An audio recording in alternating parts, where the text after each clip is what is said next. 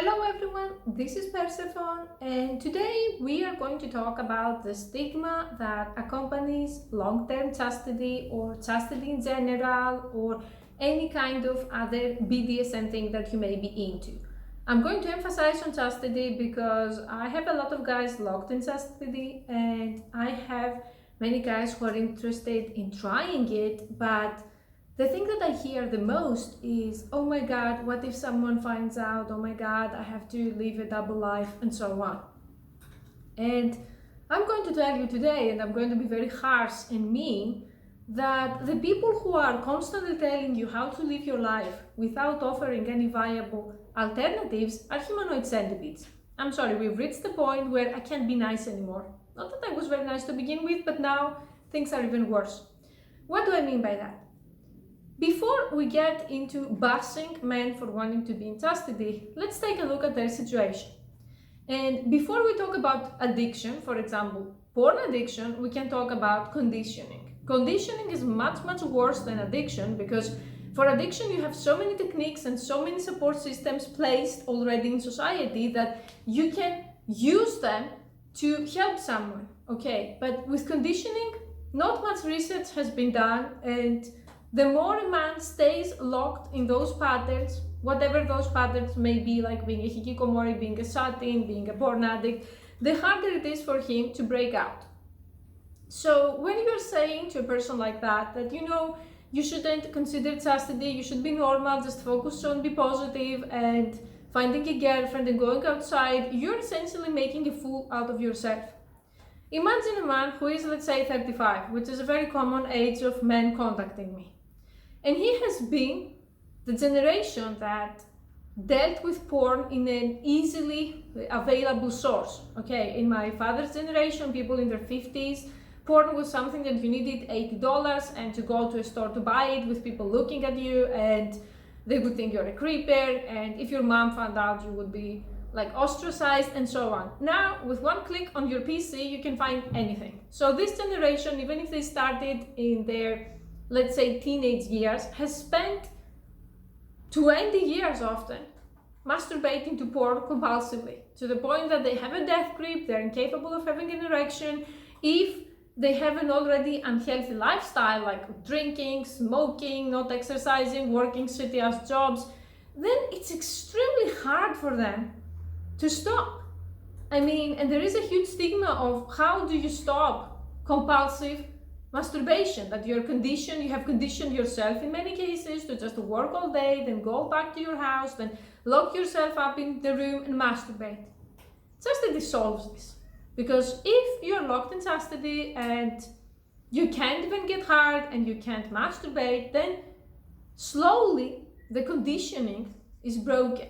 And because there is neuroplasticity, slowly and consistently, your brain is going to start forming new pathways, okay? And it's going to start getting out of the loop of, oh my God, I have to masturbate, and oh my God, I'm going to, be unproductive again, and I can never have sex with a normal woman, even if a woman wanted me, I can't even get hard from normal women anymore because I'm so used to porn.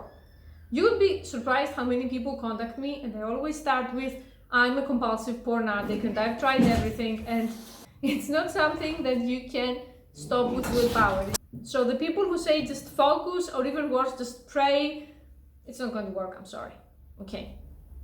Praying and hoping for a miracle. I'm a believer of when you pray, move your feet. So you have to do something to help the situation manifest, which is in this case chastity. Thing number 2, why don't you just find a girlfriend and stop being a pervert? The other aspect of toxic saying by blue pillars / neurotypicals / I have no idea that in this world there are people different than me, but that's their problem, not mine. Many men who are locked in chastity are men who have micro penises or inadequate 3 to 4 inch penises. And if I see even one person sending me that my brother's mother's best friend, uncle's girlfriend was totally happy with a 4-inch penis, I'm going to tell it to you now, she lied. Okay, and she was either cheating or having her own problems. Anything that is less than 5 inches results in bad sex. That's how female anatomy is. I'm sorry, I'm not the one creating women, don't blame it on me. So those men, they have been going to dates and being financially exploited most of their lives, and being exploited by women in general most of their lives. And when the time comes to have sex, the woman either bails out or breaks it off. And before you say, why don't you just go to escorts, I know many men who have been shamed from escorts too for their small penis.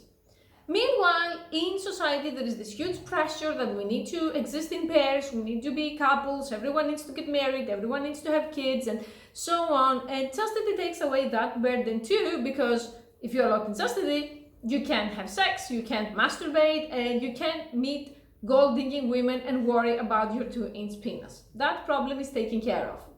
So after those two main issues are out of the way, do you know what happens? You start being at peace and you start being productive. Because your brain isn't constantly regurgitating the same problems that, oh my God, no one wants me, I can't have sex, I'm an incel, I'm this, I'm that. And in a sense, you take control back from your life. And the people who stigmatize that, people who have normal penises, people who have never been in this situation, who came probably from healthier families that they didn't let them masturbate for 20 years in the dark, those people don't get it. And you know something? Fuck those people. They never have to get it.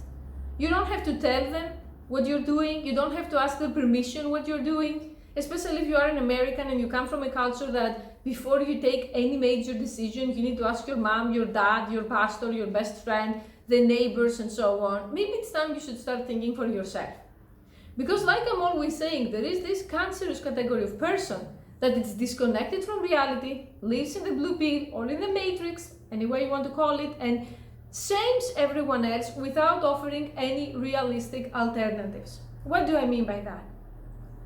They're going to say to a girl who is doing escorting to pay for school, or who is doing coming because she can't make ends meet in her poor Asian country or whatever, they're going to say you're just a slut and you should get a normal job.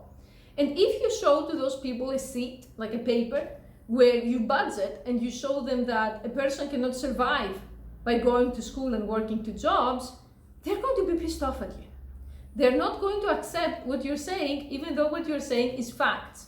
That the system is rigged, and in plenty of places you are never supposed to get an education. You're never supposed to get out of the ghetto. You're never supposed to have a better life than your parents who were scraping by month after month. So those people are going to shame you, but they're not going to offer you a better alternative.